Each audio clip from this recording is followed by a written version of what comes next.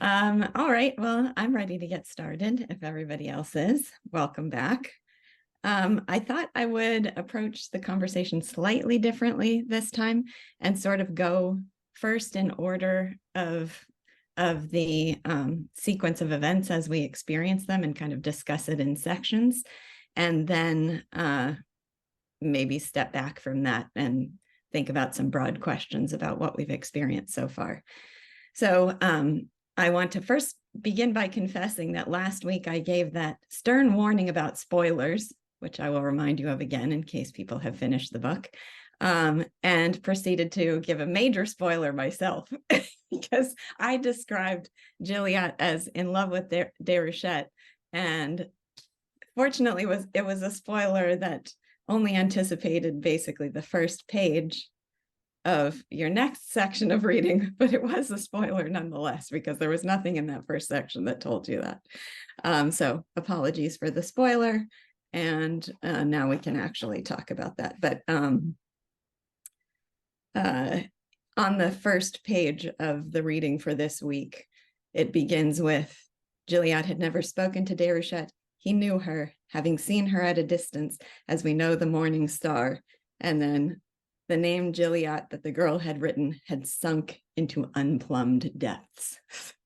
It definitely had an impact on him. So the first part that I wanted to talk about is just what is the nature of that impact? What effect did this mysterious message have on Gilliatt? I said he's in love with her. That's one way of describing it, but it's not an uncomplicated kind of love. So just interested in what thoughts people have about that section. It's about pages 123 to 128 is about Gilliatt's reaction to Déruchette's gesture and what he's experiencing now. Any first thoughts about that? How you would describe the impact on him, or things that are interesting about the way he experiences his love for her?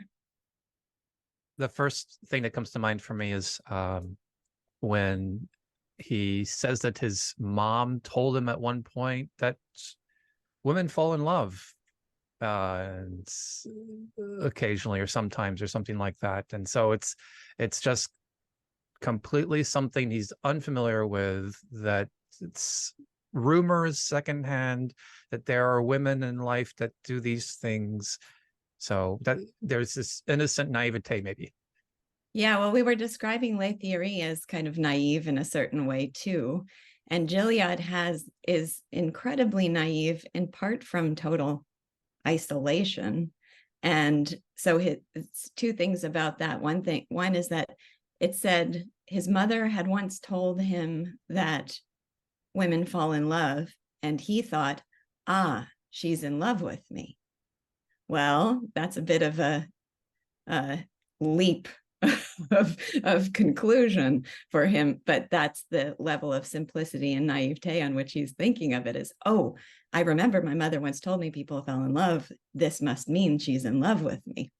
And also, one of the things I found so poignant about this section was that his experience of whatever feelings are awakening in him for Déruchette gives him a longing for his mother, if that's what she is, or for a mother. There were a couple lines about, let's see, I don't know if anybody knows. You have that? Great. What page is it? I had it underlined. He wished that he were a boy again so that he could throw stones at her windows. Then he thought that if he were a boy, he would have his mother, and he began to cry. So innocent.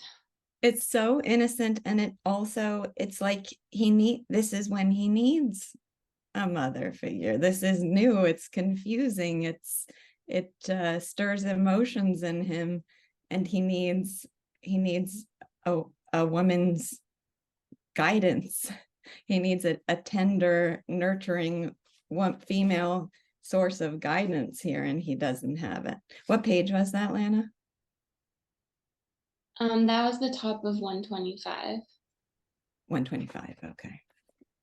That was just after another part that I really liked where it talks about, so it's talking about the day that he met Déruchette and she wrote Mhm. his name. And it says that night he did not sleep. He thought of all sorts of things. And then it's all these like really small practical things. And then it says when he awoke, it was broad daylight, and his first thought was of Déruchette. And then it's Yeah. the same the next night too. So that, I guess, proves that how it's sunk into the unplumbed depths, that that's what's really there at root. So all the other stuff is going on the surface, but then when you get down to the core, it's all Déruchette. The other line about his mother that I loved was on 124, and it says, he had never known exactly what relation the old woman who had died was to him. Now he said to himself that she must certainly have been his mother, and thought of her with redoubled tenderness. And it almost, I don't know how other people interpret that, but it felt to me like he needs her to have been his mother in that moment. And the redoubled tenderness is like a longing for someone to fill that role for him right now. Well, Yeah. and it comes near the line about how top of 125, he thought of Déruchette and was very angry with her. Why would he be angry? And then he wished he were a boy again so he could throw stones at her windows. Now, I thought that's really weird because I don't think that when he was a boy, he ever actually did throw stones at people's windows. I mean, there's a kind of isolation, but throwing stones at someone's window, on the one hand, you could say it's an attack, but on the other hand, it's a way to summon someone. Mm. You know, Romeo and Juliet, and just. Well, is it both for him that he feels he wants to summon her, but there's a little resentment inside of him that he has that need to summon to her because he doesn't know what to do with it? Yeah, I think that actually goes along with his wanting his mother to be here. Something doesn't make sense to him, and he's trying to put it together. But that notion of throwing stones at her windows, I don't think that he certainly doesn't want to throw stones at her. Right. But he wants to make a connection, and that's such a naive thing to, oh, I want to talk to Déruchette. If I throw stones at her window, she'll come to the window and I can talk to her. And well, speaking autobiographically, when I was in college, I had a dorm room on the second floor of the dorm. Mm-hmm. So to this day, whenever I hear something like stones at a window, I think that someone's trying to reach me, because we didn't have private phones then. There was a phone for the floor. And so, yeah, so people used phones. They really did summon people that way. Yeah. I love it. Yeah. I'd like to say something about that if I could. Mm-hmm. I felt like this is the first time Juliet's really felt emotion at all. And he doesn't know what to do with it. And I think the whole throwing stones thing is he's feeling childlike. He wants his mother. He has that emotion he's never had before. And this is how young boys act towards girls when they're attracted to them and they're very young and they don't know what to do. They act crazy. They do silly things. So that's all he can come up with because his emotions are still very young. Mm-hmm. Mm-hmm. Yeah, combination of fascination and anger. Mm-hmm. Resentment. It's a very mixed up time for a boy. Yeah. I have a question about it. Why exactly does Juliet love Déruchette? Déruchette? Yeah, Déruchette. Why does he love her? Yeah, why does he love her? I'm not sure he does love her. Well, that was kind of the opening question I was asking. How do we describe what he's experiencing? I think of it more as an awakening to the notion of love embodied in this kind of mysterious and attractive being.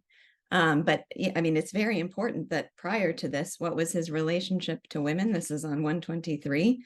What were women for Juliet? He himself could not have said. When he met one, she was afraid of him and he was afraid of her. He never spoke to a woman except in extreme emergency. He had never been the gallant of any country girl. When he was walking by himself along a road and saw a woman coming, he would jump over the wall into a field or disappear into a clump of scrub and make off. He avoided even old women. Those who have read Anne of Green Gables, I think of Matthew, too, desperately afraid of women until he meets Anne. So I don't, I mean, we can't really call it love exactly, but it's an awakening to what love feels like. And I mean, an infatuation. I don't think it's completely irrelevant who she is. It's not just anyone who gave him any attention. I think she has those powers of making people fall in love with her. And I think in that first moment, he can see, we'd have to go back to that first scene, but she's described as a very attractive, Charming. Yeah, so that opening charming. line on Charming. the opening line in book 4, he knew her having seen her at a distance, as we know the morning star. Mhm. And that is something of that Mm. relationship. That's an important part of whatever his relationship is to her. She's kind of it's almost like a goddess or something. But I think she smiled at him. That was Mhm. what really caught him, is that this girl smiled at him in a way that was directed particularly at him. And he'd never experienced anything like that before, I think. This is one of those things that's starting to feel familiar, and maybe somebody can come up with another example of it and will help crystallize it. So he knew her as one knows the evening star. So he knew her as beautiful, distant, kind of ever present. She was there in his world. But then she smiled at him, and suddenly everything changed. She took on an entirely different identity and a centrality of importance to him. Well, I thought that. Oh, okay. Maybe you're right about that. Or maybe I'm wrong. I was thinking he knew her as we know the morning stars after the incident at the beginning, but maybe you're right. Maybe it was before. That's possible. That's possible. Anyway, go ahead with your thought. Okay, but the thought is, obviously women, I mean, he's been afraid of women, but they've been a part of his life. But then suddenly this gesture from a beautiful woman changes her identity in a moment and changes something about him and his whole relationship to women. And it just, the feeling of familiarity is two beings are coexisting, but then one thing happens and suddenly they take on a totally new importance. I don't know, it's really elusive right now, but I'll think of it and then it'll come to me. I feel like he's bringing, or I feel like she's, by writing his name, bringing him into the world. Right. Like she's in this world where she's a star in the sky, and she's kind of pulling him up into that world by calling him out and almost taking his hand and lifting him up into her world. Because he's been so isolated, and now he's kind of entering the town and the garden and interacting more, at least observing more, not really interacting. And it's the naive aspect of him. There was one that was so parallel to the Le Thierry story where Juliet had heard a Parisian relating her troubles. What a nuisance. I've just had some drops of rain on my bonnet. It is apricot, and that's a color that's easily spoiled. Oh, how charming and attractive a statement that is. And then he finds a picture that looks like her and puts it up on his wall as a reminder of the apparition. So it is the kind of, it's so foreign to him. The attractive woman is such an abstraction. So one thing I'm struck by is the change from 124 to 127. 124, it says at the top, on summer evenings, he would hide behind the rocks in the creek to watch the country girls bathing in the sea in their slips. But in 127, when he has another opportunity, he slammed his window shut. He found that a naked woman repelled him. So that's not quite sure. I noticed that contrast too. I mean, the sense that I got is it somehow became spiritual. It was like a kind of surface fascination with the idea of a woman. And then something about this moment with Déruchette turned it into something deeper, something spiritual. And then those kind of trivial, superficial fascinations had no appeal to him anymore. I think it's like he doesn't want to let himself think of her that way because she's this star. She doesn't, he can't think of her like that. Yeah. But also he has a particular individual girl that he's interested in now, whereas that was a group and he didn't know them and there was no one-on-one connection, but now there might be. I like the title of that first chapter. I think it's really fitting. The first red gleams of dawn or of a fire. What's it going to be? It's just all starting to light. I didn't even notice that. Thanks for pointing that out. Yeah, it's romantic. Is it going to be passion? We don't know yet. There's a line in 93 where there's this extended passage where Hugo is saying smoke can indicate the most charming and like warm domestic thing in the world, a hearth, or the most terrible, a conflagration. So he likes to use, and as it turns out, it's the most horrible thing you can possibly imagine. So it's a similar imagery here that, yeah, we've got some light dawning, but it could be beautiful or it could be terrible. Let's see. I did enjoy just the romanticism once she is sunk into the unplumbed depths. That I enjoyed the little details of romanticism with which he regarded her. Like, it was just so adorable and charming. He hears the quarrel between the two maids and he thinks that one of them might be her. And so it's like music to his ears, hearing them bicker over a broom. And then he goes away repeating the words, "Would you please give me the broom?" like their music, because she might have said them.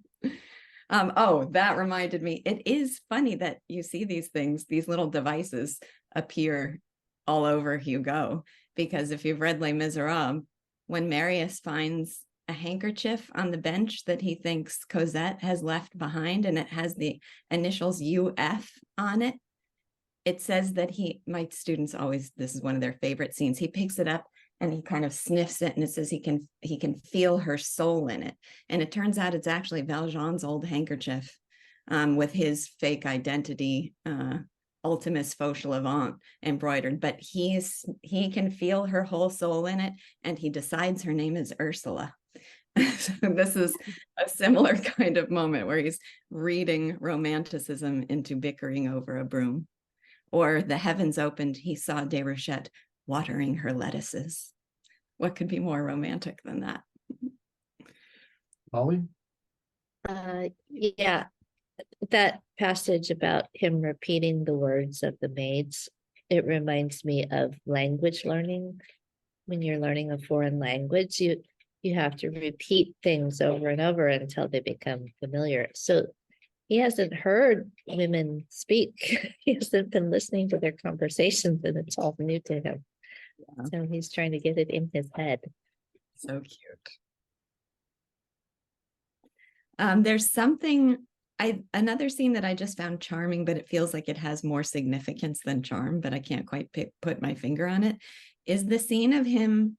So he just goes and like hangs out in front of her place and watches and waits a lot, right? And it says the lizards become accustomed to him and just sun themselves on the rocks next to him. Mm-hmm. It's one of those that kind of makes my heart swell to read that, and then I stop and go, but what does that mean exactly? And it's funny because I wanted to point this out before, and I'm not sure if it's connected, but I'll mention it just in case. You know, the Bouddha la Rue, the haunted house, and there's that kind of half sarcastic description of it, where it's sort of describing it from the perspective of the Guernsey people and sort of describing it objectively, what it actually looks like. And at one point it says the spiders had a very comfortable home there. Like the spiders were thriving there. And in a way that could make it seem haunted. But the feeling I had from that description was, no, it's a perfectly livable place. The spiders are having a great old time there. And I feel something similar about the like there's something, I don't know, there's something maybe just about being at home in nature. The characters who he finds charming have a home in nature that the other characters don't have. I don't know if I'm stretching that, but that's the feeling I got from that scene. You're making me think of Dickon from The Secret Garden a little bit. What I got from that scene was he's just there all the time. Yeah. It does. If even lizard, I mean, we have a million lizards outside my door, and when we go for a walk, they're always darting away and the dog is trying to chase them. So that's the norm for lizards. So if they get so comfortable that they just sit there and don't move, you know that this has been going on for a long time. Yeah. This is a personal aside that I have to throw in. So as I've said many times before, I ought to have read this before I went to Guernsey, not after, but next time. One of the things we did at the conference is sing the song Bonnie Dundee in chorus at dinner one night. So there was the woman who was hosting it said, I have wanted to do this my whole life, and got sheet music and lyrics for all of us. And we sang Bonnie Dundee, and now it has a lot more significance to me. But also, okay, so actually going back to the idea of the chapter title, the end of this section, well, is it, I don't know if it was the end, but at the end of, on page 128, it says, Déruchette, okay, so he's standing outside playing Bonnie Dundee on the bagpipes because he knows she likes this song. And it says, she could make nothing of it. After this, the same tune was played from time to time, always at the same hour, particularly on very dark nights. Déruchette did not like it much. Oh, that's I wondered about that. What, that bothers me. Yeah.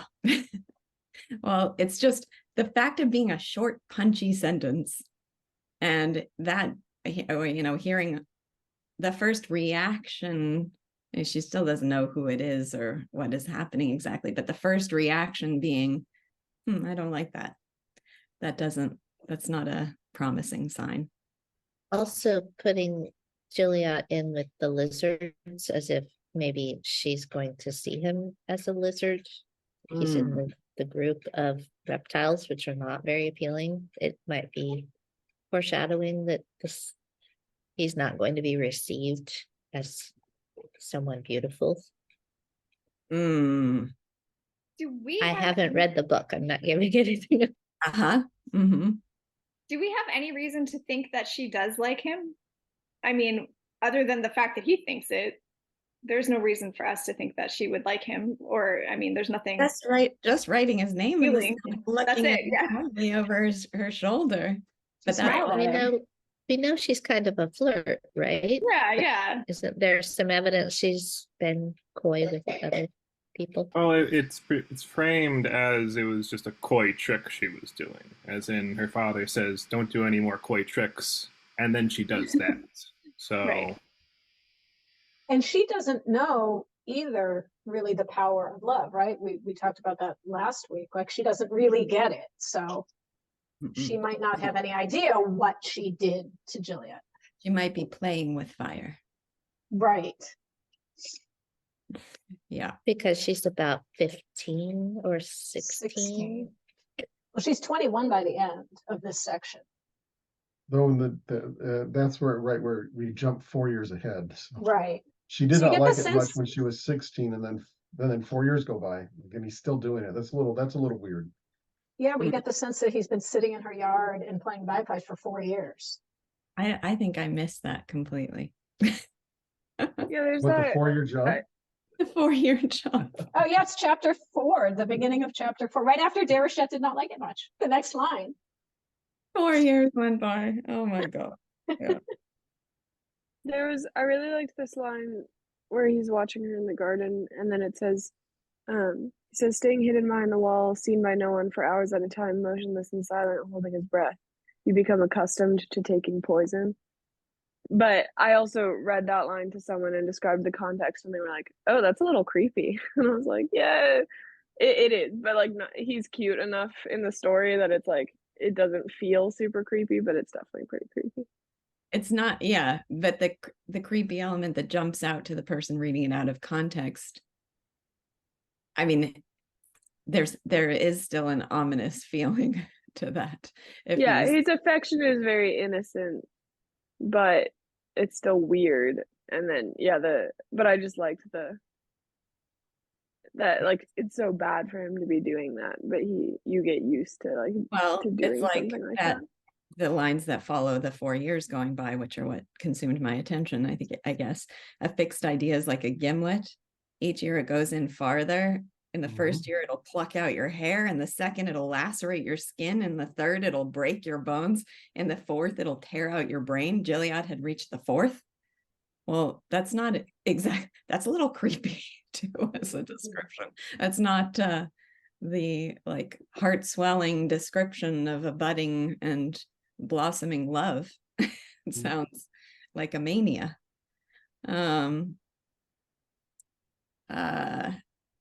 All right, and then we have Lathierry's response to, he had wanted somebody who could be captain of the boat and captain of his daughter, and I think the thought was, well, Gilead is an incredible seaman, maybe he could take that role. And then we get to a nocturnal gallant of this kind was not to his taste. He wanted to see Déruchette married in due time when she wanted it and he wanted it, plainly and simply, without any romantic trappings and without music. You're wasting your time, young man. Anyone who wants to marry Déruchette must apply to me and not by playing the flute. So this Gilead doesn't seem to be in his favor either. I just am a little confused about something I said earlier about the poison line. That was referred to Sarah Cluban. That was it just back on 126. Maybe you're thinking of a different line. No, it's they usually use that. I taste a rascal as a physician tastes poison. No, this is back on 120. Mine's a difference. I don't. That's a different scene. That's a different scene. Yeah, okay. I just didn't realize that the line was used. A very similar version of the line was used twice. Yeah, this is one gets used to poison or accustomed to poison. Okay. It's when he's first sitting. No, I got it. I just didn't realize that metaphor was used similar. If you do want to look at it, though, it's chapter 2 of the Sarah Cluban section. So the next section that I wanted to talk about is brief, but it's the bringing back that theme of progress and people's reaction to progress. And he just has some really interesting things to say about, so we had seen it, denounced as the devil boat, everybody condemning him, nobody wanting anything to do with it, but as progress, I forget what the line was, I think it was in the last section, but it's like facts triumph, or like eventually the facts triumph. And now they've had to accept that it brings a lot of profit to the little island of Guernsey, and they kind of have to reluctantly go along with this innovation. But there were some good, interesting lines there.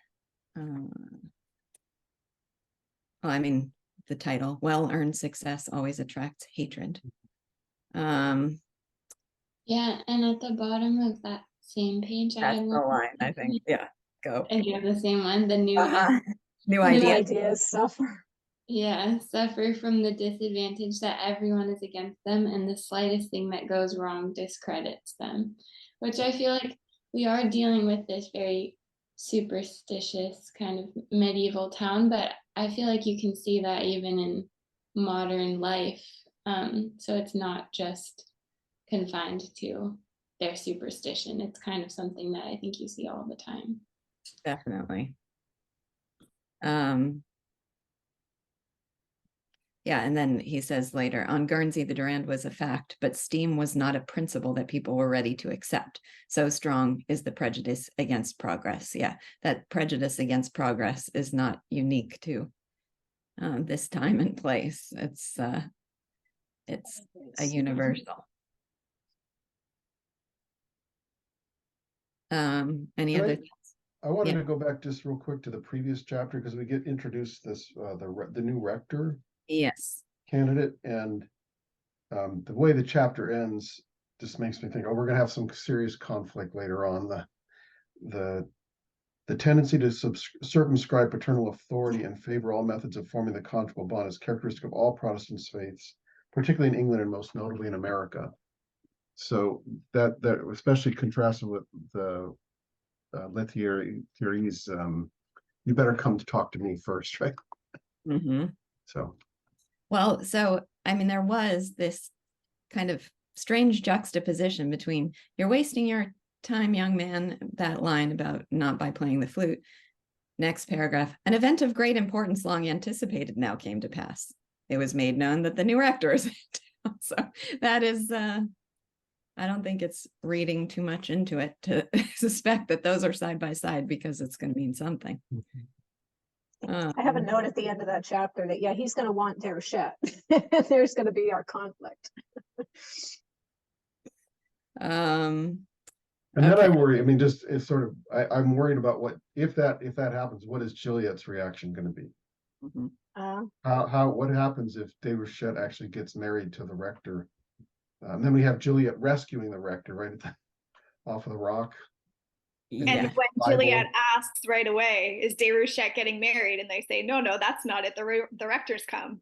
Yeah. Okay, Maybe well, let's go to that scene now, where Juliet rescues the rector. There was, oh gosh, there's so much that's great in this scene. So it sort of gives us an opportunity to contrast the two characters because the rector is sitting there enjoying the view. I had spent the night at sea. I thought, what a beautiful view. I was tired and I fell asleep. And we had been told that Juliet would never, ever be caught unawares on this seat. And there he is ready to rescue him. And then the contrast between them physically. The young man wore a round hat and a white cravat. His long black frock coat was buttoned up to the neck. He had fair hair cut in the form of a tonsure, a rather feminine face, a clear eye, an air of gravity. And he held out a golden sovereign in a hand of extreme whiteness. Can you imagine Juliet's hand being white? The guy who's at sea all the time. It'd be rough and dark and well, that's about the Lethieri thing, right? Where he says that he wants women's hands to be white, but he really wants Déruchette's husband's hands to be rough. So, but then you get, another glimpse of Juliet's character. So he holds out the golden sovereign. Juliet puts it aside. I owe you my life, sir. What of that? He doesn't think that requires reward. And then this is another theme that comes out in all of Hugo's work, but certainly here. Are you of this parish? Asked the young man. No, said Juliet. What parish do you belong to? Juliet raised his right hand, pointed to the heavens and said, that one. That's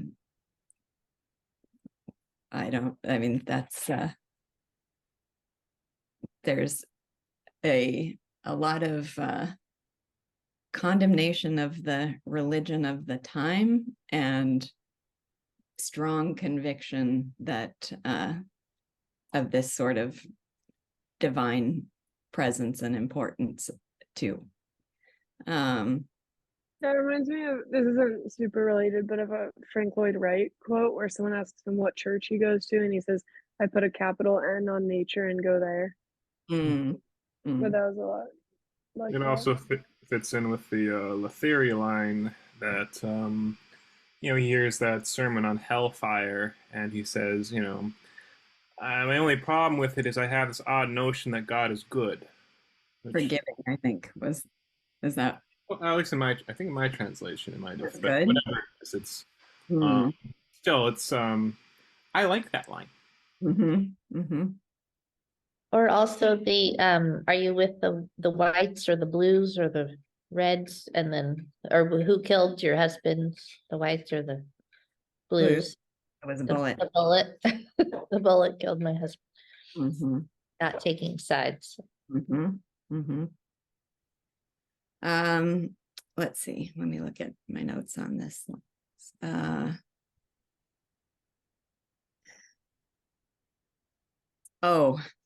One line that I kind of missed the irony of this the first time I read it, but at the top of 136, it says that Gilliatt gradually he lowered his head, forgot the stranger, forgot that the seat of the Gildome existed. Everything else disappeared in his immersion in the depths of his reverie. This abyss of Gilliatt's was Déruchette. So just like the line that Greta mentioned, where he's got all these thoughts, but then when he wakes up, first thought is of Déruchette. Now, once he's done saving, but what the irony that struck me is he just saved the rector from what? From being immersed in an abyss. And then the moment he steps away from it, he becomes immersed in his own abyss of Déruchette. Any thoughts, more thoughts on that, or should we move on to Sir Cluban? Quick question with this scene. Is Gilliatt immediately realizing that the rector is a rival? Is he realizing that he's a rival? Yeah. Oh, are you asking that because you ask if she's getting married, or? Well, because the first thing he plumbs into the depths of thinking about Déruchette right after his interaction with. I didn't get the sense of that at all. Okay. I think I got the sense that it's like his mind was occupied for a moment by immediate necessity, but once immediate necessity is gone, he's plunged back into his reverie about her. Like the default of life is reverie about Déruchette, and then he comes out of it to do the things he needs to do. That's the feeling that I had from it. I was unclear what the news was going to be, and I'm not sure that I didn't feel like I ever found out in this reading. No. Yeah, I don't think we did. You don't. Okay. No. I think part of what he sees when he sees the priest is someone who is unlike him. Okay, this is a priest. I'm not a priest. He's got white hands. I don't have white hands. He's very handsome. A creature of nature. And this man has settled down to sleep in the worst place to sleep. So, I think it's the difference that he feels. And I'm not quite sure it's explained to us here. You have saved my life, maybe. What's that maybe? Why does he say maybe? Oh, I didn't get, that's not in this translation. Yeah, I think it is. Oh, it is? 135, yeah. Really? Yeah, I remember that line, and I missed that. Oh, wait a minute. What page is it? It's 135. 135, right in the middle. Okay. Yeah, and it's not that I've got the fear, but it's a strange thing for him to say. It is. Because if someone said, you've saved my life, I'd say, I'm glad I did, or something like that. But maybe. Interesting. Well, for one thing, it's a distancing thing to say, and also it's a little bit ungracious because it's not responding in kind, and possibly it's also saying, well, maybe you're still in danger if you're going to do something as stupid as that. The world is full of places where it's not, that you're the kind of person who's going to need rescuing again. And that's a lot to pack into the maybe. But I think it's still worth noticing that he's definitely reacting to this person. He's thinking about him, and not entirely positively, I think. So, and also the man offers him money. He offers him a sovereign. Yeah. Yeah. I You know- definitely got the sense that he thought him as kind of a fool being in that position. So maybe, but I don't see self-awareness about the contrast. We see the contrast. The contrast is given to us, but do you see anything that suggests self-awareness about that contrast? And then, Luke, there's a question about rivalry or something about that self-awareness indicating rivalry, because I really don't see that at all in this scene. And even is Miss Desrochette going to be married? Well, it would be too soon for her to have any connection with this guy. He just got there. So that seems like a just probably long-standing general abstract fear that he has, because that may happen eventually.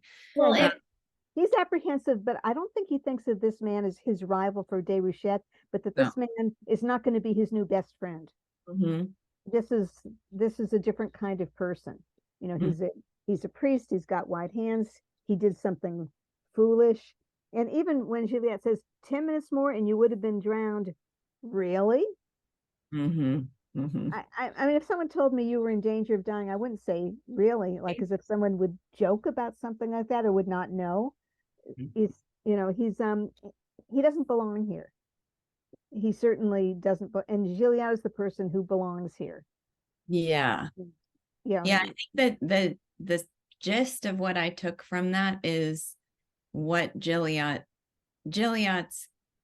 strength. Like, this is really emphasizing, we've seen him so childish and naive when it comes to love, but here we see what his capability and his strength, that he would never be such a fool as to be caught unawares in this situation. And this guy is kind of, in that regard, helpless and needs, so he's as naive and foolish about the danger of this rock as Juliet is about love. So we're seeing a different, we're seeing the part of Juliet that's so noble and admirable.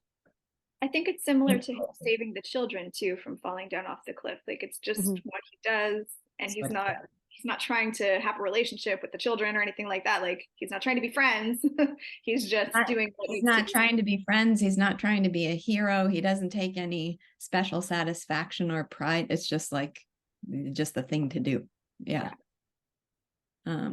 He understands nature, and he sees other people don't, and sometimes he's got to save them from themselves. Yeah. Yeah. Okay, so next we've got Sir Clubin. Are we ready to talk about him? In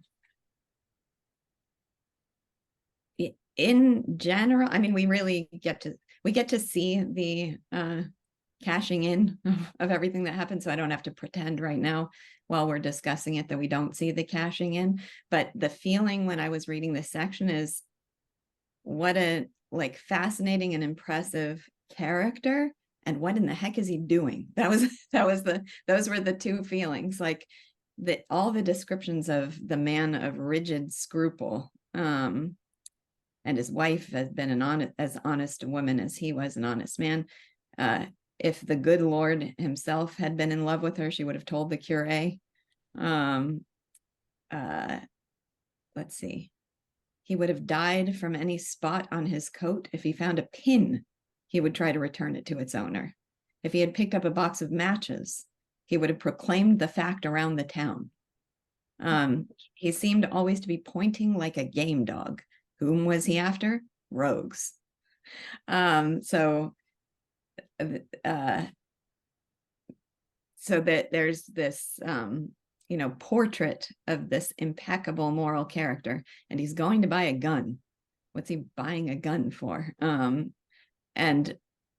we have a lot of detail in those scenes, and I don't have a lot of notes or a lot to say about them, but I did really enjoy just the being immersed in the moments of I don't know, kind of seeing behind the scenes of this community and culture. But I don't have a lot to say about it.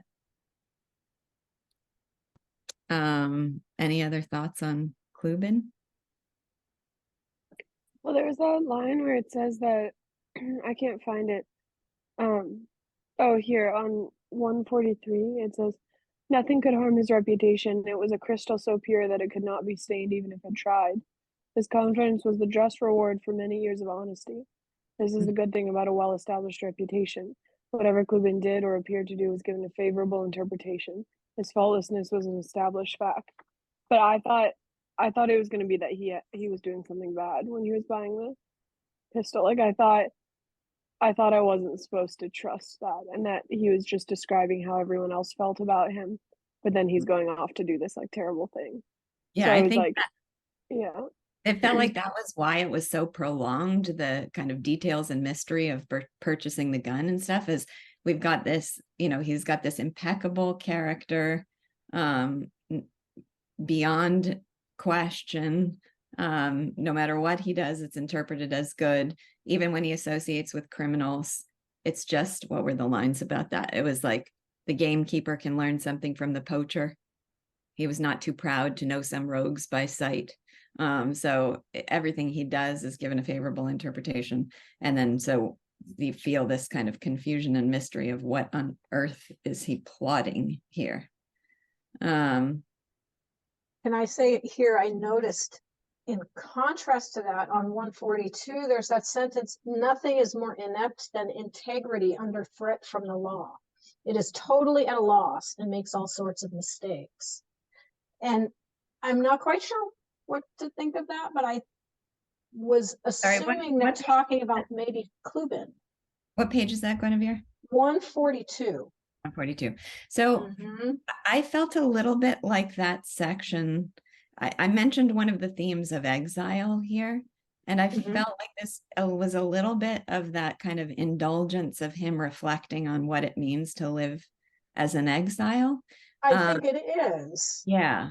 But I wonder if that ties in, if we're meant to say, well, Clubin is such a man of integrity, and now he's going to buy a revolver. Is he going to set himself against the law, and is something bad going to happen to him because of this? I almost felt the other way, that that Clubin was not like that. That he has enough association with rogues. He doesn't mind sitting and talking with them. That he really knows them, and so he would be. And so what I'm worried about more is his integrity than his ability to if it came to it, to be like a rogue and figure a way out. Yeah. But so that's probably the function that it serves here. I also like just dwelling on Hugo's thoughts about the pain of being an exile. And that rogues, there's the line, a rogue finding it necessary to disappear could take advantage of the confusion and lose himself among them. So it's almost like creates opportunistic chances for the really bad guys to thrive, because you're struggling so much to survive because you're against the law when you ought not to be, and you don't have the kind of character that would allow you to survive when you're up against the law, because you're a rule-abiding, good, moral person. And it's a very Hugo-esque line to say, nothing is less simple than to flee. This monosyllable contains abysses. Well, and I just hear his life at that moment, at the moment, that he's writing this book, in that line. There's nothing less simple than to flee. Innocence compelled to play a part, virtue disguising its voice, glory wearing a mask. How painful it is for glory to have to wear a mask, for virtue to have to disguise its voice, for innocence to be forced to play a part. Luke? I was pretty confused by Sieur Clubin, and the thing that confused me was the opening line where it says Sieur Clubin was a man who, in my translation, waits his opportunity, and then it goes on to describe how he's a good man who's who makes sure there are no faults in his character. And then we learn about the gun, but I was waiting to read about somebody who some villain, but I wasn't reading about a villain. So I'm wondering, is with that introductory line that he's a man that waits his opportunity, is all that just the getting the gun is the opportunity, and can I ask a question? So at the point that this section closes, do you trust his integrity? So there's the fact that, okay, we see, why did he buy the gun? He bought the gun to confront Ron 10, to get the money back that was stolen from Lethierry. And when he takes the little case that holds the money and it has more than he's there to collect, what does he do with the extra? Tosses it back to him, right? That part's not. So yeah, I noticed on 144, which is in chapter 2 of this book, that he sees two men. The other man was a tall figure with graying hair. He wore the broad-brimmed hat and sober garments of the Friends. He was probably there for a Quaker. That's when he recognizes Rantan, and that's so that might be the kind of thing. He's looking for an opportunity, and he's looking around and, oh my gosh, look who I just saw. Now I need a revolver. Okay, if that helps. But then do you still, was there anything that makes you mistrust his integrity after it's revealed that that's what he uses the gun for? Yeah, because he let the guy get shot. He let him shoot the Coast Guard, even though he had a family, and like he says he had a wife and 5 kids.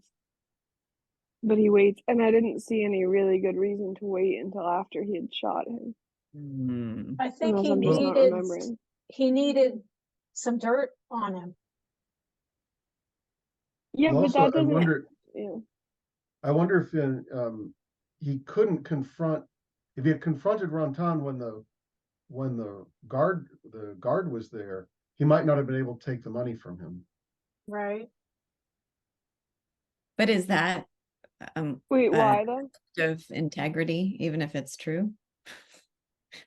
I don't know. I'm just saying, in terms of the storyline, I wondered if, I mean, it could be that he needed dirt on Rantan, but he wanted to get that money back for Lethierry, and then he was going to let him go. So I don't know if the guard would have prevented any of that. He needed to wait till they were alone.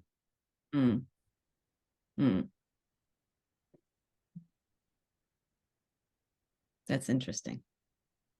I still don't like it. Still don't like it. No. Anything else? I guess it's is it I don't know, sea adventure vigilante honor or true honor in the sense that you would like it to be. So after that, anything else make people still question whether he's up to no good? Well, I just was wondering, the part I know this is right at the end, but just the part about the letters. He seems scared that they're gonna write a letter saying what he did, right? Yeah, who's gonna Zuela, right? Or whoever is that? I might be getting the names wrong, but it's Ron 10. I think it's Ron 10 because he sends him off. Yeah. He sends him off in the boat. Ron 10 says, I'm gonna write a letter to Lethierry and tell him. Yeah, I didn't understand that, because why would Lethierry mind? He's going to get the money back. It's almost like he's going to justify what I just did. Yeah, that's it though. It's if he doesn't actually give the money to Lethierry, if he's taking it for some other purpose. So that's the question that we still have but that's the question at least that Ron 10 has of his integrity. Is he just Ron 10 has that question, but I don't. Right. Well, Ron 10 may be operating on his own, projecting his own premises. Right. I had taken the money. I wouldn't be giving back. But that's the thing, is that Sir Cluban still seems scared of the letter. So I didn't understand that he why. knows he did something wrong. He does ask a lot of questions about whether it's, and just I will, this is another one of those asides I'll indulge endlessly. Just the description of the post box, the absolutely unreachable, threat of death to send a letter post box. And it's just so captivating. And the idea that people still stop to send mail at this spot. Yeah, I know all about how letters are sent overseas because I'm also reading Moby Dick, and that's in that constantly too. Oh, okay. That's going to be on my short list. I have a question that maybe this is totally obvious and I just missed it, but I don't understand what happened with that bag that Cluban packed and brought. He brought it to the haunted house, didn't he? But who was it for? Don't know. We don't know yet. Okay. I couldn't fit that in with anything that had happened, and I wonder if I missed something. I wonder if he didn't know which way he'd be going. Like, he was finding out if somebody could get a ride with the smugglers if they waited at the haunted house. And then it turned out that he didn't do that. He went with these other guys who picked them up by the cliff. So I wonder if he just didn't know which set of smugglers he would get a ride with, and he was, making plans for either way. I'm not sure. But Cluban isn't getting a ride with the smugglers. Oh no, Rantine, right? He's getting a ride. Right, but wasn't it Cluban who packed the bag? Right. But yeah, so I'm not sure. I totally don't know. But I'm just wondering if maybe he was doing his research and making plans for if it had gone either way. So if he had been meeting them at the house, then he would have had a plan for there too. I don't know. That's my guess. I think it's okay not to know. Any thoughts on the haunted house? The very lengthy description of this house too. Another aside from Guernsey, I was taken to the spot where we didn't get to see it, unfortunately, but where the rocks of the foundation of this house that inspired the idea of the haunted house in Hugo's mind was. So the house is not still there, but the foundation of it is still there. And then you can see the Hanwha reef in the distance. So that's fun. I mean, the idea of the house as having a face and the light and the windows being like sockets, empty eye sockets. And I don't know, he's great at giving, palpable life to these mysterious places. I love that the whole description started out with, "It is not by any means a ruin," because the fact of having to start with that makes it obvious that that's what people think of it. That it is a ruin. And it kind of is. I mean, it does sound like a ruin when you describe it. Yeah. Well, that's why you would think it is if you see it. Yeah. Lisa, he also has that same imagery with the houses when he's talking about the alley. I forget where it was, but there was an alley between two rows of houses that lean towards each other like witches. Oh yeah. The whole description of witches' faces, the same similar houses and faces. Well, also the just ingeniousness of how people react to a scene like this. People who are not superstitious become temporarily superstitious when it comes to something that gives them such fear, like this house. Again, it reminds me of the line in 93. One of the characters says to the other, do you believe in God? And he says, yes, no, sometimes. In a storm, yes, and in times like this. But this is a variation on that. But it's like people who don't believe in witches will indulge in believing in them long enough to protect themselves, go through certain rituals and incantations to protect themselves from the possibility that this place is haunted. Let's see what there were.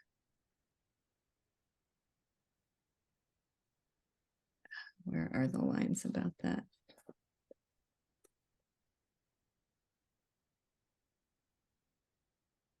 Maybe that comes a little later in the chapter. I don't remember.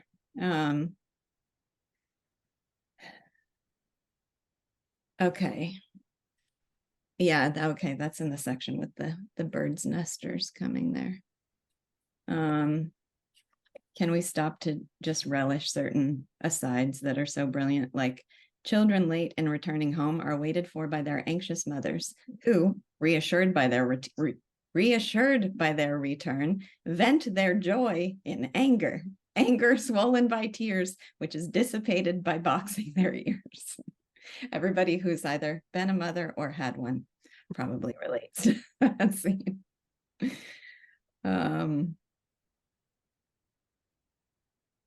Oh, I wanted to say the thing about innocence being compelled to play a part. That's like the entirety of Les Miserables.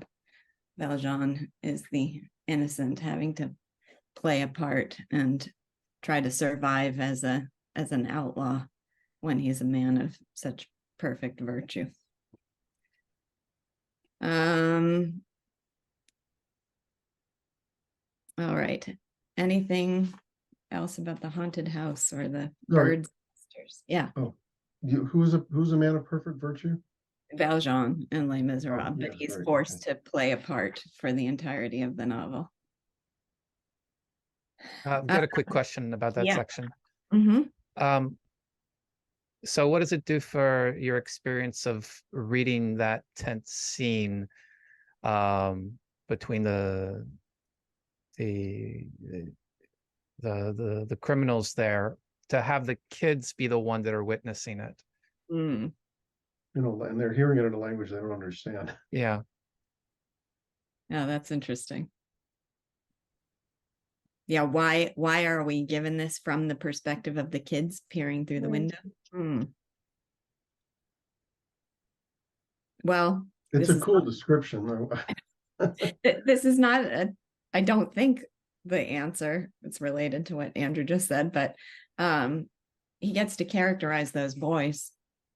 And it does seem like he is trying to, he's looking at Guernsey and he's seeing all these little pockets of society, and he just seems to get a lot of enjoyment out of bringing them to life. And I did just love the description of these boys, kind of Gavroche-like.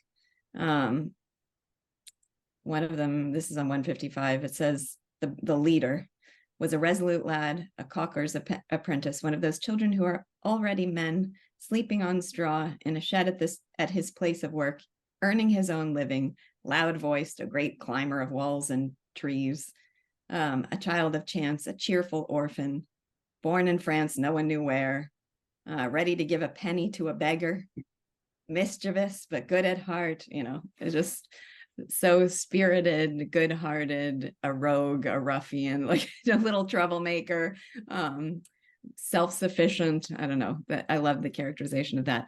And maybe partly, I think part of the charm of this description of the haunted house is it's almost like we are creeping up to it and seeing it, seeing what it looks like. And he's making us experience that fear through the eyes of the boys. It might be harder to bring that to life if we're not, because even just the line about, what was it? The boys' first thought had been to flee. The second was to go closer. It says they had never seen the house at this time of night. There is such a thing as the desire to experience fear. I mean, this is the thrill of going on a roller coaster or something. Yes, Shoshana. Well, I think also it's part of what verifies for us that there are actual people here, even though the boys say it's ghosts. But from some other things we've read, it's as if Hugo thinks that all of Guernsey's haunted, and it could be spirits and so on. And of course, he himself thought that he was hearing from the spirits. So I think that having the boys there, even though they say it's a ghost, they don't actually. They're together, and so they're experiencing this together. They're not having a mass hallucination. So it's a way of telling us that there are actually people in this house. And I think that's probably useful because he wants to have an atmosphere of you know, the unknown and the mysterious, the uncanny, but he doesn't want us actually worried that the plot of this book is going to turn on fictional, yeah, supernatural. Yeah. Now the people conversing, one of them is Cluban, the other is Blasco. Blasco, the other one is, he says, I am Blasco, he is Blasquito. So Cluban, if it's right that what Molly's saying, that it makes that conversation all the more sordid, because the boys, it's the and especially like Cluban can even just be in that area, and the Blasco says, you're one of us because you speak our language. It shows you how deep into all of this Cluban can go. He has there are no limits for him in terms of carrying out whatever it is he thinks he has to do. Yeah. Yeah, which is the difference between Cluban and Javert, because they seem similar on one hand, but Javert would never, he would not speak to these people. So it's a different kind of integrity, or whatever is different about it. Yeah, and I also noticed that the emphasis was on respectability. They even said Cluban had this like model, he and his wife modeled the English virtue of respectability. So it's to always make sure you're respectable is a different motive or a different way of looking at being good than others might have.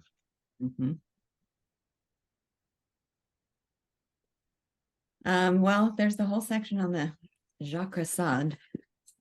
Don't know what to say about it. Jacques Sard. It's another one.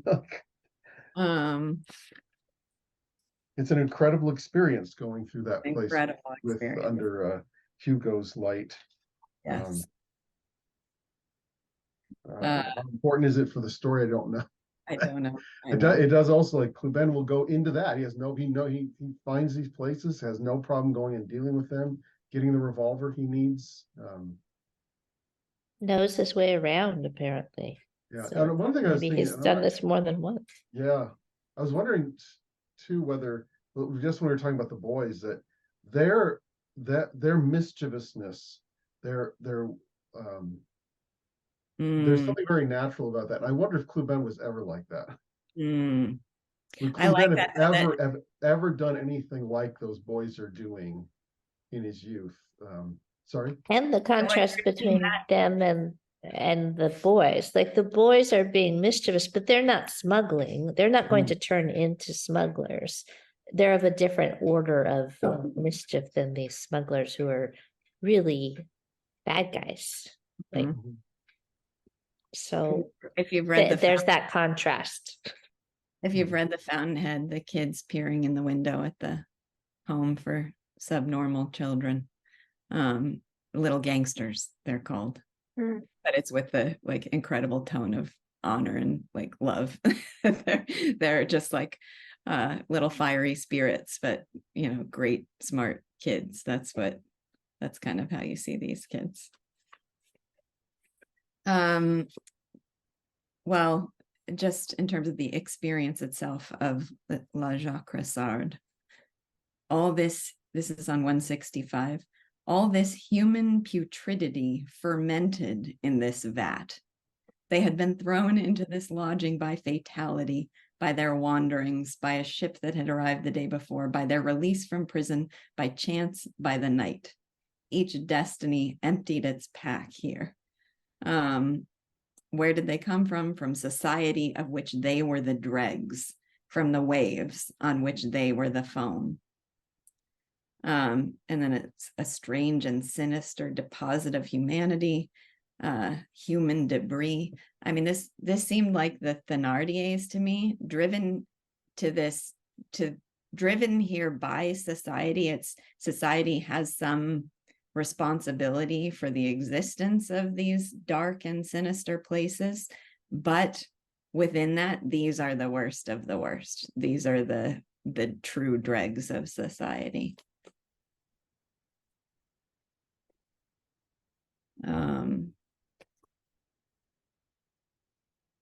So I have a couple of just general questions that I can ask to wrap things up. After the first 60 pages, we commented that not a whole lot had happened has a whole lot happened yet. I mean, it's interesting that we're now 120 pages. How would you summarize the plot of the story so far?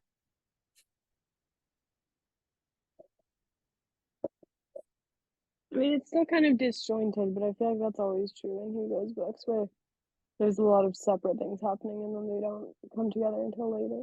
That's true, but if I contrast it with 93, 93 is pretty action-packed right from the beginning, and there are separate threads that converge, but you can say very quickly into it how much has happened and how much progress in the plot has been made here.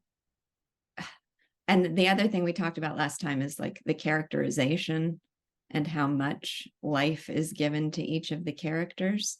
I guess a lot of questions have been set up, a lot of mystery has been established, what's going to happen, and then how are all those things going to come together. But in terms of what's actually happened, Cluban has had this confrontation with Rantaine, and something more is to come. Gilliatt has fallen madly in love, and the rector has arrived. I mean, has anything really more than that? Well, we've got the ship. The ship. You know, the ship that. Yeah, we're concerned with progress. Leithierry's ship. Yeah. Yes. Mm-hmm. Right. I mean, I think that it is typical of Hugo that he sets things in motion, but you don't actually know what the motion is. Right, and what the point is going to be, even in 93, where all of those people are somehow going to be in the same place. You know, Seymour Danlock and Govan and the woman and the children. You don't know how they're all going to come together, and it's almost, I don't have a lot of experience with roller coasters, but it's something like a roller coaster that it's going up very slowly, and you look down, and then it's going to happen fast, which is the way it is, that we're kind of gathering all the threads together. It's almost half, that when he gets to the middle, that's when he starts that's when it's hardest to stop reading. Yeah. So first of all, I like Molly's summation. Someone died, someone was saved, someone fell in love. And then how are all those going to come together, be related to each other? Because we do see they're not entirely separate. They're connecting points among all of them. And then there's something else I wanted to say about setting up I can't remember. So it does feel like a lot of setup for something to come, and we're not sure. Oh, I know the other thing I wanted to say is it does, this was a tribute to Guernsey, right? It said the dedication was to the Rock of Hospitality and Liberty, the corner of old Norman soil where dwells that noble little people of the sea. So it does seem like a good part of his purpose is to give life and identity to the things he's experiencing there in Guernsey. So the things that are asides, I think, are him kind of relishing those details and kind of imaginatively projecting things upon them. So that's a separate purpose from the plot, I think, but it does feel like it's true also. Shoshana, you'd be able to speak better to this, but it's true of Notre Dame also, right? Notre Dame has a plot. There's no question about it, and it has a very dramatic and absorbing plot. But so much of the time is spent honoring Notre Dame, right? And the first half, we're sort of putting all the pieces together. And what are they going to have to do with each other? And what is actually where's the danger? What's actually, now here we have to see, so it's automatic danger, but we don't actually see where the trouble is. But in terms of even his purposes, sometimes the plot for an author can be the centerpiece and essence of the purpose. But with Hugo in Notre Dame or here, it seems like there are tangential or alternate purposes. Does that seem right to you? I think it goes together. You think it Because goes together? Because the reason you care about Ultimately. is Okay. because you care about the people and the place and the circumstances. Mm-hmm. You know, but I think it is interesting that here, part of what we're saying is we can tell we're going someplace, but we don't have the hook. Mm-hmm. I mean, we have the hook of interest in the characters and in the place, but we don't. What's the thing that's got to happen here? Mm-hmm. That we know we're not going to get to the end of the book without something. Yeah. We can't quite see it yet. Mm-hmm. Well, that relates to so two other questions. First, if you've enjoyed the book so far, what have you enjoyed about it? What has been the source of satisfaction in the first 120 pages? Or what are some of the primary sources of satisfaction?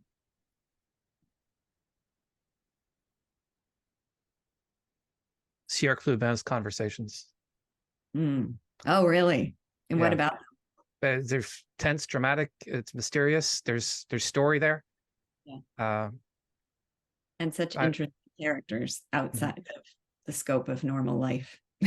That's when I was like, my reading was going quickly. I was like engaged, really engaged with those parts. Okay. So they did not feel like departures or asides for you. They felt like the meat of like your enjoyment of it. There was dialogue. Yeah. Yeah. I like the descriptions of the places. For me, that's actually the story. Like, I want to live there. Yeah. Well, it's interesting because I think probably most human beings, but certainly some personality types more than others, are very dialogue driven. And I've always noticed in myself, I'm definitely one of those people. And I've noticed in myself that I have to work to make sure that I stay with the story when it's the extended passages of description and not dialogue. So if any of you are in that category, I mean, one piece of advice I give to people is to truly paint a picture. I mean, this is partly like Luke Travers' art appreciation in reverse for me, that he takes paintings and helps you figure out the story or the meaning in them. Well, with these verbal descriptions, you have to put yourself in that visually and experientially to really, and it's so easy, especially with our ever shorter range brains being programmed, I don't know, by smartphones. It's so easy to lose focus in those sections. So I do, fortunately with Hugo, I know that there's going to be so much payoff for putting in that kind of effort. So if you find yourself ever, now that doesn't apply to descriptions of sailing paraphernalia. There, I don't even have the capacity to turn that into a picture. So I will allow myself to skim over those sections a little bit. I'm gonna recommend you don't do Moby Dick then. Oh, well, but that's like 50. It's like 50% of the book. But do you have to have a background in sailing to be able to read it then? No, but you have to let yourself care what the sailing paraphernalia look like. Yeah. I think he's good. There's so much detail about parts of ships. Yeah. You need to at least know the parts of ships. Okay. I hated Moby Dick. I just gotta say, I hated Moby Dick. It was one of the worst books I've ever read. Greta's really enjoying it. And who did I tell you Greta said it was? I sent you a quote from. You never told me who it was. You just sent me the quote and you said, guess which book this is about. I've actually been meaning to ask you because someone else wants that quote, but it was some literary critic you'd been reading. Oh, then it must have been in the latest book I read. Oh gosh. Literature to Life. From Literature to Life.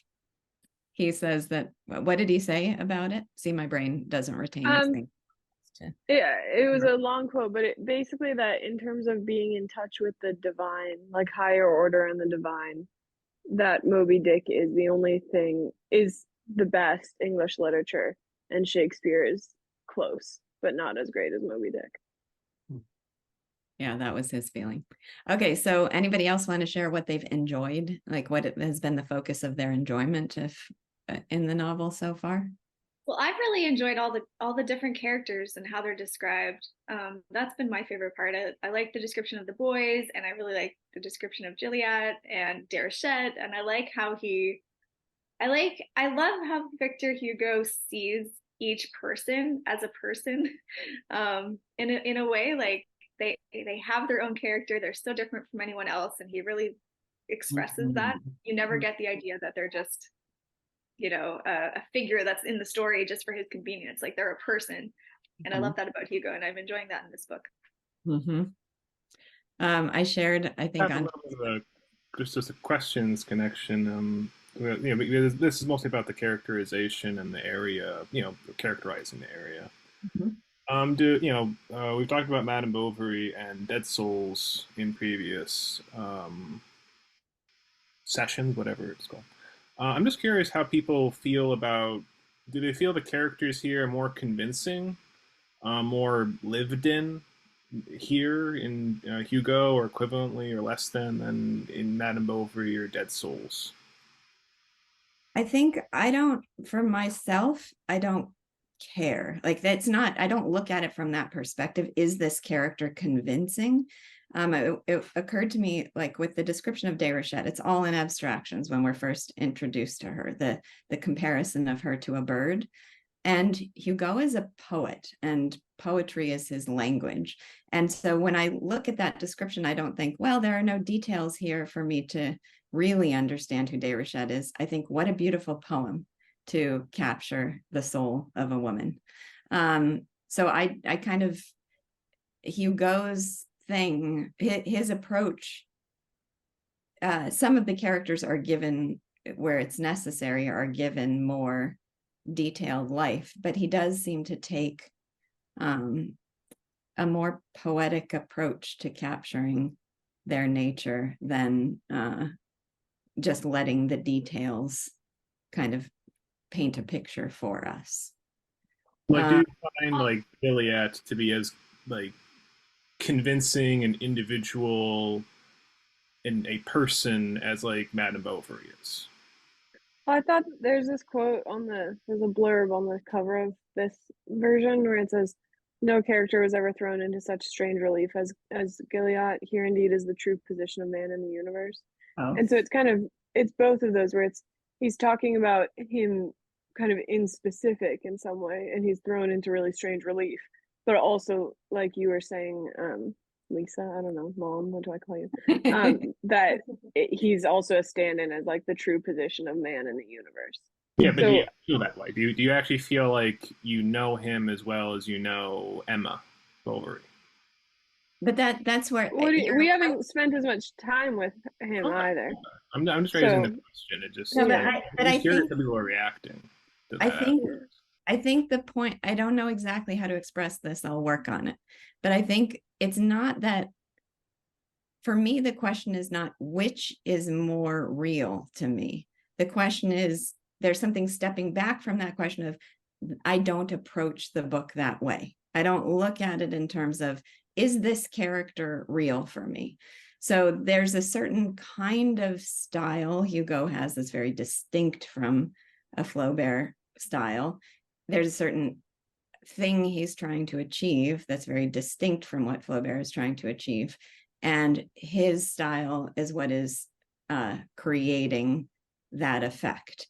And so I just don't approach it from the perspective of, does this character feel real? He has an identity in my mind. He has a nature. But that nature I might not describe that in terms of real. There's something, so I'll work on how to, but I think there's maybe something hazardous it's not that it's bad to ask the question. That's not what I mean to say, but there might be something that will set you off track in experiencing this book that way.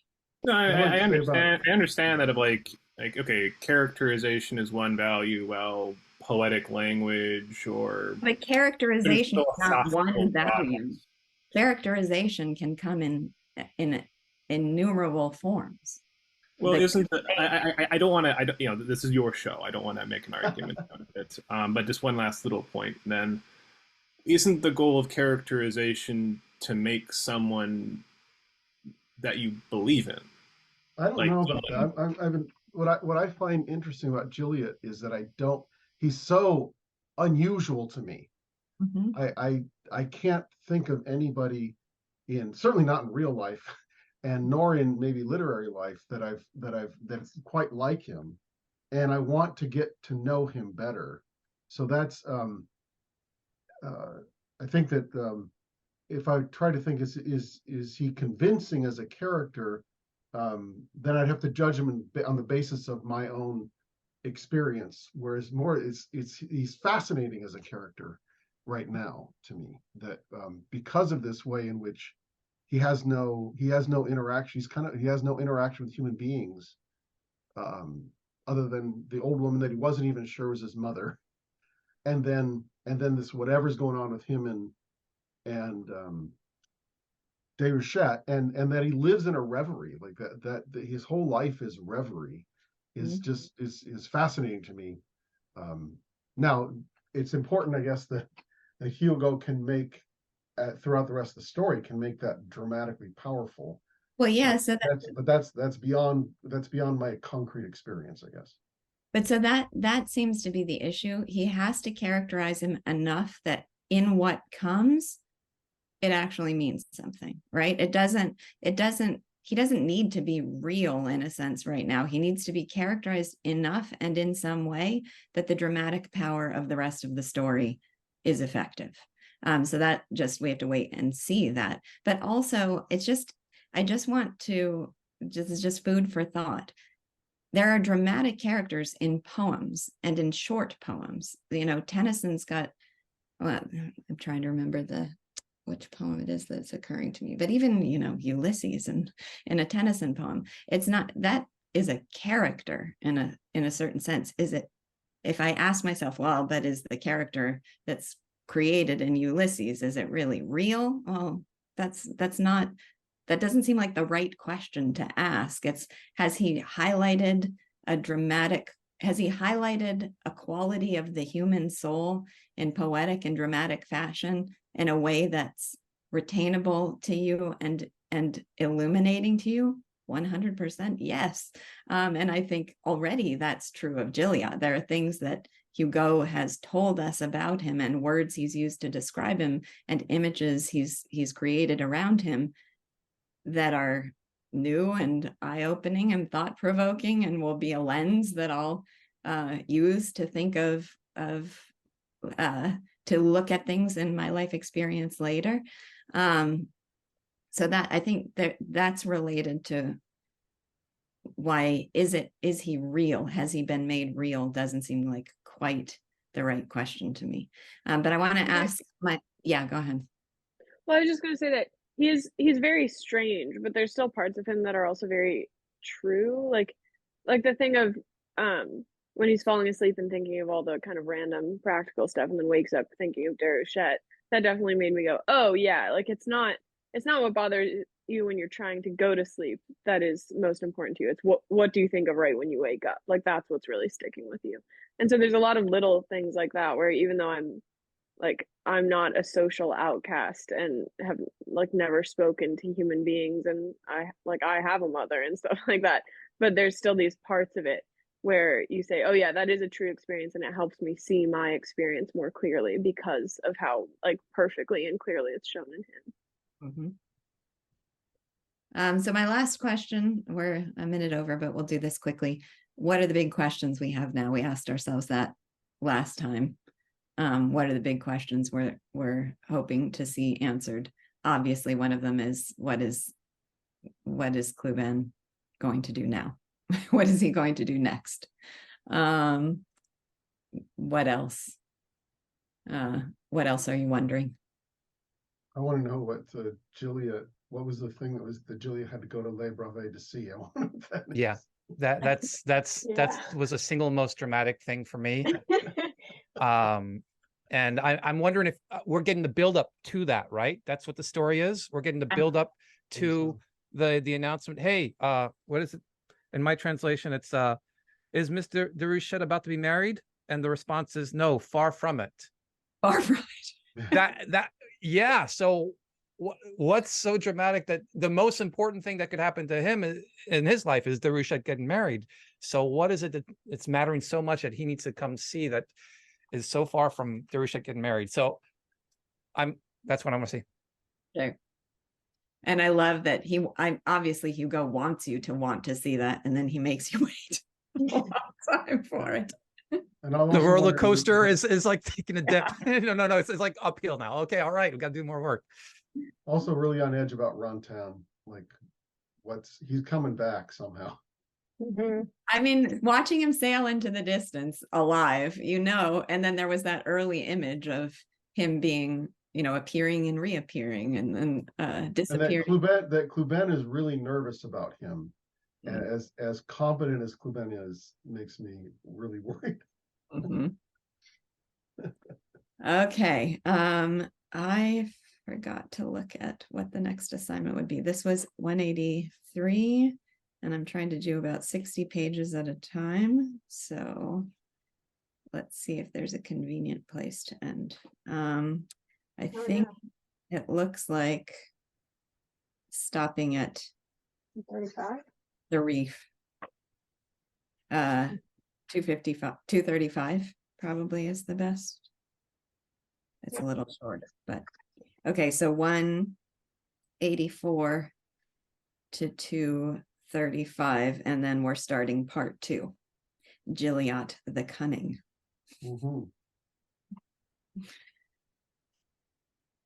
Okay. Thank you, everybody. That was a lot of fun. I'm looking forward to more.